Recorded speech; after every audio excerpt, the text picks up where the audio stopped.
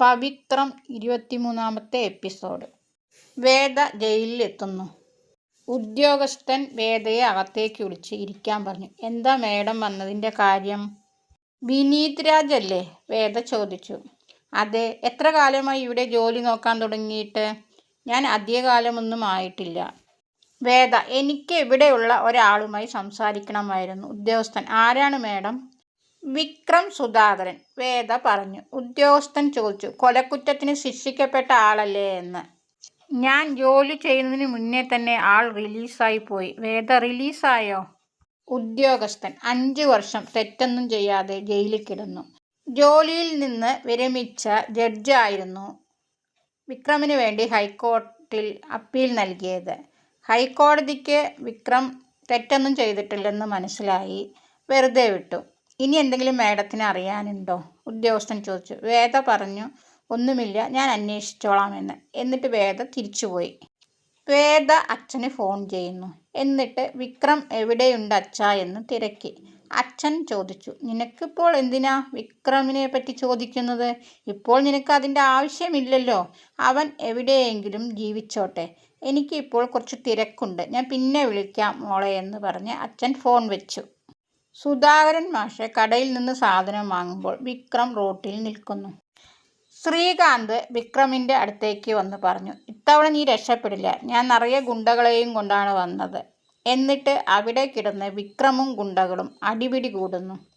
വേദ റോഡിൽ കിടന്ന് അടികൂടുന്ന വിക്രമിനെയാണ് കാറിലിരുന്ന് കാണുന്നത്. ഇത് കണ്ട് വേദയ്ക്ക് വലിയ വിഷമമായി. വീട്ടിലെത്തിയ വിക്രമിനോട് അച്ഛൻ പറയുന്നു, എന്ത് ജീവിതമാടാ നിൻ്റേത്?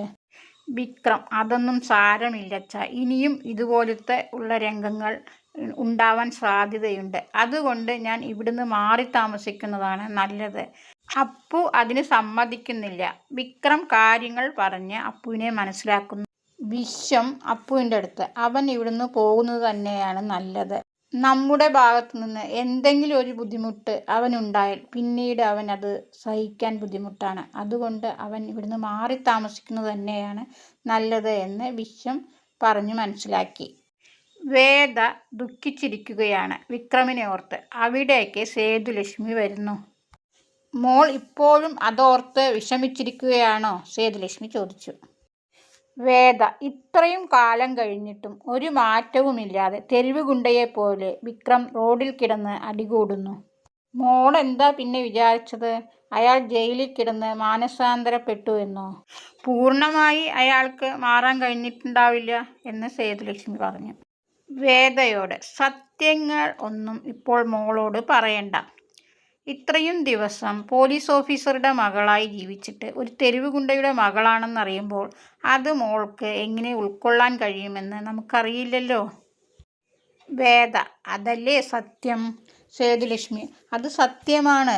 മോൾക്കൊരു പ്രായമാകുമ്പോൾ അത് മനസ്സിലാക്കാനുള്ള കഴിവുണ്ടാവും. അന്ന് നമുക്ക് എല്ലാം തുറന്നു പറയാം. തരുണിനോടും ഇപ്പോൾ സത്യങ്ങൾ തുറന്നു പറയണ്ട. തരുണിനോട് പറഞ്ഞാൽ വിക്രം അറിയും. രണ്ടുപേരും കൂടെ അടികൂടും. പിന്നീട് അത് കോടതിയിൽ കേസാവും. വിധി വന്നു കഴിഞ്ഞാൽ മോളെ 2 ദിവസം വിക്രമിൻ്റെ കൂടെയും ബാക്കിയുള്ള ദിവസം വേദയുടെ കൂടെയും നിൽക്കാൻ പറയും. അത് മോൾക്ക് താങ്ങാൻ കഴിയുമോ? സേതുലക്ഷ്മി, നീ നല്ലോണം ഇരുന്ന് ആലോചിക്കുക. എന്നിട്ട് എന്ത് തീരുമാനമെടുക്കുന്നു അത് ചെയ്യുക എന്ന് പറഞ്ഞ് സേതുലക്ഷ്മി അകത്തേക്ക് പോയി.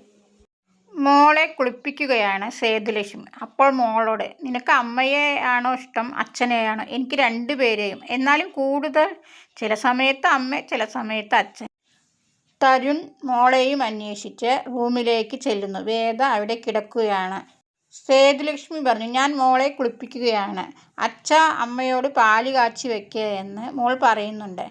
തരുൺ വേദയോട്, ഇനി അമ്മയും കുഞ്ഞും തിരുവനന്തപുരത്തെ വീട്ടിലാണ് താമസിക്കാൻ പോകുന്നത്. മോൾ അവിടെ നിന്ന് പഠിക്കട്ടെ.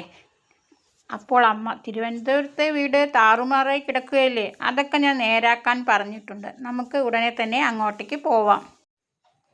വേദയെ വിളിച്ച സേതുലക്ഷ്മി അകത്തേക്ക് പോകുന്നു. മോൾ തിരുവനന്തപുരത്ത് പോയതെങ്ങാനും അവൻ അറിഞ്ഞോ? നമ്മൾ ഒളിപ്പിച്ചു വെച്ച രഹസ്യങ്ങളൊക്കെ അവൻ കണ്ടുപിടിച്ചോ? എന്താ ഇത്ര പെട്ടെന്നൊരു തീരുമാനം? ഞാൻ ഒന്നും പറഞ്ഞിട്ടില്ല എന്ന് വേദ പറഞ്ഞു. Okay, by.